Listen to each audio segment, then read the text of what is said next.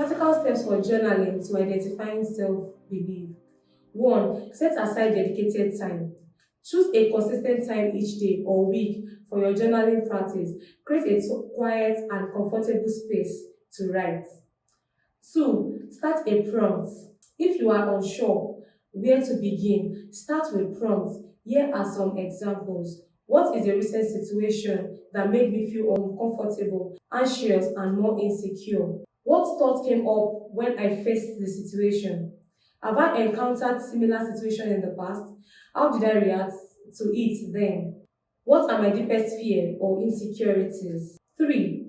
Write freely. When journaling, let your thoughts flow without judgment. Don't worry about grammar, spelling, or structure. Write as if you were having a conversation with your friend. 4. Reflect on your emotional responses. Pay attention to the emotions accompanying your thoughts. Emotions are often indicators of underlying beliefs, not how specific thoughts make you feel. 5. Challenge your thoughts. After recording your thoughts and emotions, engage in a reflective process. Challenge the validity of your belief. Ask yourself, is this belief based on fact or assumption? What evidence supports or contradicts this belief? How would I advise a friend facing the similar belief? 6. Explore alternative perspectives. Encourage yourself to explore alternatives, more balanced perspective. Consider how you can reframe and reward limiting beliefs to be more empowering. 7. Set goals for transformation.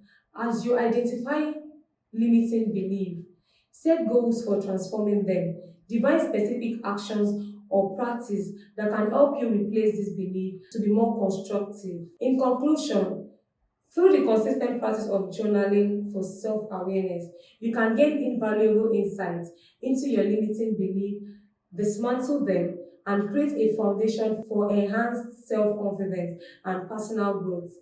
It is a journey of self-discovery that empowers you to shape your belief consciously and believe the best version of yourself.